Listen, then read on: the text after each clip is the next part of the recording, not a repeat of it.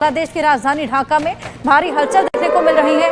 बांग्लादेश में इमरजेंसी लगाने की खबरें अब तेज हो गई हैं। बांग्लादेश की 9वीं इन्फेंट्री डिवीजन ढाका पहुंची है। हसीना को फिर प्रधानमंत्री बनाने की जुगत में है सेना, और ऐसे में इमरजेंसी लगाने की खबरें भी अब तेज होती चली जा रही हैं। वो बांग्लादेश है जिसको इंडिया ने पाकिस्तान से काटा, ये वो बांग्लादेश है जिसको इंडिया ने मेडिकल फैसिलिटी दी, ये वो बांग्लादेश है जिसकी शेख हसीना को इंडिया ने सर आंखों पर बिठाया, फिर इनको मेडिकल वीज़ा। आज भी 7 लाख बांग्लादेशी इंडियन एम्बेसी के चक्कर लगा रहे हैं कि हमें इंडिया जाना, और इंडिया इनको वीज़े नहीं दे रहा। जा रही है कि किस तरह मोहम्मद यूनुस की मुलाकात जो है वो नरेंद्र मोदी साहब के साथ हो जाए। वो तो फिर आप देखिए ना, बांग्लादेश फिर आप सपोर्ट तो उन्हीं की तरफ से है ना, तो चाहे उनकी तरफ से हो या हमारी साइड तो उन्होंने लेनी नहीं है। तो जब तक उनके अभी हुए भी हैं विजिट, उनके साथ अच्छे ताल्लुकात हो रहे हैं। शेख हसीना वाजिद की गवर्नमेंट गई है, हम चाह रहे हैं आप देखें कि मोहम्मद यूनुस के साथ हमारे जो लीडर्स हैं वो मुलाकात कर रही है। अमेरिका ने टॉस दिया इंडिया को, इंडिया की टास्क आके यहाँ बैठी, पहले उनके जनरल्स बैठे तो उनकी बात ही बनी, फिर पाकिस्तानी जनरल्स की इनके साथ मीटिंग हुई। जब उनकी मीटिंग हुई तो फिर उन्होंने फिर इनको तारे दिखाए। आपने बोला कि वो बांग्लादेश मुसलमान है, वो काफरों के साथ या यहूदियों के साथ रिलेशन क्यों बेहतर करेगा। सर, इस दुनिया के अंदर जंग 2 कौमों की है। किस किस की? मुसलमान और यहूद तो कौमों फिर की ये है। सऊदी अरेबिया मुसलमान नहीं? सर, सऊदी अरेबिया डॉक्टर सहार अहमद साहब ने तो बड़ी देर पहले कह दिया था कि ये तो ये सऊदी अरब है, ये तो तबाह होगा। अरब सबसे पहले तो जाके वो जो इसराइल की गोद में बैठा है। सबसे पहली बात तो मोहम्मद यूनुस साहब, आपकी बस की बात नहीं यार, आप जाओ यार, प्लीज छोड़ दो, इन लोगों की जान बख्श दो बेचारी बंगालियों के। नहीं तो तुम भी इसको पाकिस्तान के जैसे मुहाने पे लाके छोड़ोगे, ना खाने को पैसे रोटी होगा, ना पहनने के लिए। जब से बांग्लादेश में शेख हसीना वाजिद का तख्ता पलटा है, बांग्लादेश के हालात संभलने का नाम नहीं ले रहे। पिछले 7 महीनों में बांग्लादेश के अंदर 140 से ज्यादा गारमेंट इंडस्ट्रीज को ताले लग चुके हैं। यहाँ तक कि एक शहर के अंदर एक वक्त में 50 से ज्यादा इंडस्ट्रीज बंद हो चुकी हैं। बांग्लादेश में जब से इंटरिम गवर्नमेंट आई है मोहम्मद यूनुस की, कहा यह जा रहा था कि कुछ ही माह में इलेक्शन करवा दिए जाएंगे, लेकिन वो इलेक्शन नहीं हुए। फिर से वहां पे प्रोटेस्ट होने स्टार्ट हो चुके हैं। और आज की खबर ये है कि वहां के चीफ ऑफ आर्मी स्टाफ ने एक मीटिंग की है, जनरल्स की मीटिंग की है। उसके बाद इंटरनेशनल मीडिया पे, खास तौर पे इंडियन मीडिया पे, ये प्रेडिक्ट किया जा रहा है कि मिलिट्री कू होने जा रहा है बांग्लादेश में। इस उठापटक लगातार चल रही है। एक और तख्ता पलट की यहाँ पर तैयारी है, और बताया जा रहा है कि शेख हसीना वापस पीएम बन सकती हैं। क्या लगता है आपको? महंगाई जो है वो हद से ज्यादा बढ़ चुकी है। क्या बांग्लादेश कंग्लादेश बनने जा रहा है? अब मोदी साहब ट्रंप से मिले तो उन्होंने कहा मैं बांग्लादेश का क्वेश्चन जो है वो नरेंद्र मोदी पे छोड़ता हूँ। उसके जारी बात है, डबल मीनिंग थे। एक मीनिंग तो ये था कि अगर आपसे कुछ होता है, बांग्लादेश आपके कंट्रोल में आता है तो कर लो। दूसरा ये था कि भाई आपको हम फुल पावर देते हैं, जो करना करो, हम आपके साथ हैं, जो कि ये चीज तो मुश्किल ही नजर आती है। लेकिन शायद वो कि कई महीने गुजर गए हैं शेख हसीना वाजिद की गवर्नमेंट को खत्म हुए, लेकिन वहां पे हालात संभलने का नाम नहीं ले रहे। पिछले 7 महीनों में 140 से ज्यादा उनकी गारमेंट इंडस्ट्रीज जो है वो बंद हो चुकी हैं। लाखों लोग बेरोजगार हो चुके हैं। महीनों से जो है वहाँ के मजदूरों को सैलरियां नहीं मिली हैं। इंडिया जो है वो जो जैसे कहते हैं ना, असर्ट कर रहा है अपनी पावर। देखिए, इंडिया इज एक रीजनल पावर है, और इंडिया की जो नेबरहुड फर्स्ट पॉलिसी है, लुक ईस्ट पॉलिसी है, ये चीजें बताती हैं कि इंडिया ने बहुत सारी इन्वेस्टमेंट्स की हैं खित्ते के अंदर। लेकिन बहुत सारे लोगों को ये भी कहना है कि इंडिया ने एक ही पॉलिटिकल पार्टी के ऊपर बहुत ज्यादा पॉलिटिकल एंड डिप्लोमेटिक इन्वेस्टमेंट कर ली, कि अब वो जारी बात है इंडिया उस चीज को गुस्से से देख रहा है।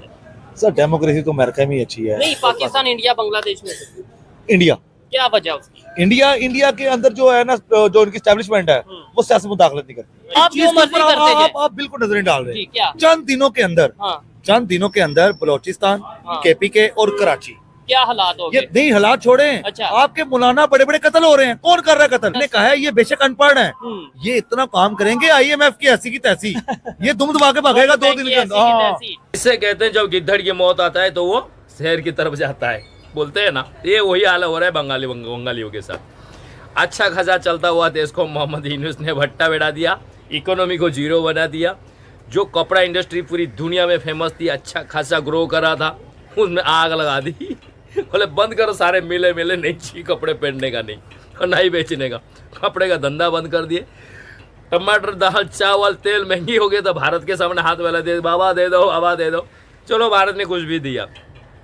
आगे सोचा क्या है और क्या क्या आपको बंद कराना है, जरा मुझे ये जानना है। उसको समझ लग गई है कि अगर मैं उनकी वो वो जो गया पॉकेट में गया तो फिर ये वहां उसको नहीं छोड़ेगी। अच्छा, लेकिन प्रोटेस्ट तो अभी भी हो रहे हैं, प्रोटेस्ट के खिलाफ हो रहे हैं ना। अच्छा। तो अभी वो जो हमारी जो मिलिट्री कोर्स है उसके साथ जब उनकी मुलाकात हुई है, बातचीत हुई है, ये अंदरूनी खाती हुई है, चल भी रहा है।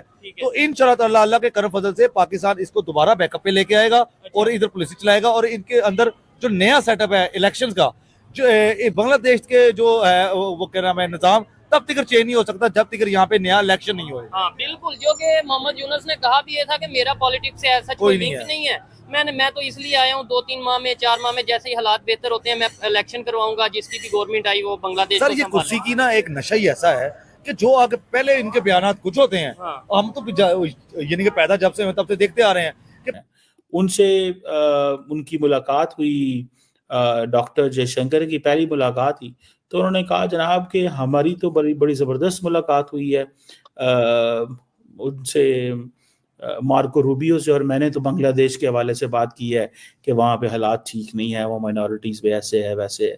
तो ये चीज़ें, सो इंडिया जो है वो कॉन्टीन्यूसली हाईलाइट कर रहा है बांग्लादेश के इश्यूज़ को, चैलेंजेस को। अब देखना ये है कि ये किस तरह चीज़ें, वेस्ट को ये भी बताता है कि चाइना का बहुत ज़्यादा इन्फ्लुएंस है। चाइना जो है वो अपनी सिक्योरिटी जो स्ट्रेटेजिक इन्फ्लुएंस है बांग्लादेश के अंदर उसको एनहेंस कर रहा है। So India is working on multiple lines, giving a message to India, Bangladesh, look at your special history कि हमने आपको आजादी लेके दी। हम भारत वाले अजीब से परेशान है भाई।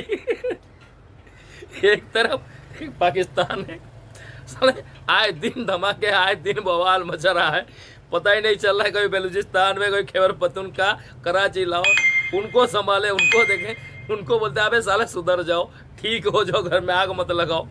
वो एक तरफ से परेशान कर रखे हैं, दूसरी तरफ ये बंगाली ये अच्छा खासा अपने घर में आग लगा के मजा ले रहा है। अब इससे होता क्या है, साला परेशान हम हो जाते हैं। हमको बनना है 2030 तक दुनिया का 3rd लार्जेस्ट इकोनॉमी बड़ा वाला। अबे होने के हम क्या बनेंगे, ये दोनों आपस में कट मार रहे हैं। अब हम परेशान हैं कि साले जब थोड़ा ठीक ठाक होगा अड़ोस पड़ोस में तब तो हम आगे ध्यान देंगे ना ग्रोइंग पे। ग्रोइंग पे कैसे ध्यान देंगे जब तुम्हारे 2 हाथ है दोनों साइड में और दोनों में आग लगी हुई, एक कट्टी पड़ी है, एक जल रही है, तो आगे बढ़े तो कैसे बढ़े। साला जयशंकर अलग से परेशान है, मोदी जी को बोले भाई मोदी जी इनको यार कुछ करो, सेटिंग करके दे दो कम से कम, वो भी नहीं हो पा रहा है। क्या हालत है बना के रख दी है। ये रमजान का महीना चल रहा है पाकिस्तान में, वहाँ तो होली खेल रहे हैं भाई, खून की होली खिलाई जा रहे हैं रमजान में। दूसरी तरफ इधर रमजान में बांग्लादेश में यहाँ भूखमरी पड़ गई, खाने इफ्तारी करने का, रोजा खोलने को यहाँ बराबर प्याज टमाटर नहीं मिल रहा है, वो एक अलग मसला चल रहा है उनका। और इधर बीच में हम लोग बैठे हैं, इकोनॉमी पे ध्यान दे कि साला इनके लड़ाई पे ध्यान दे कि साला इनकी भूखमरी देखे। अब संभाले तो क्या संभाले, देखे तो क्या देखे। जो इन्हीं साहब जब तुमसे कुछ होने वाला था ही नहीं तो क्यों बेकार में कीचड़ में उतरे भाई। नहीं तुमको पता तो तुम्हारी बस की बात है, नहीं बे मतलब क्यों उतर गए कीचड़ में। तो दोस्तों जाने दीजिए, आज की वीडियो में बस ऐसा।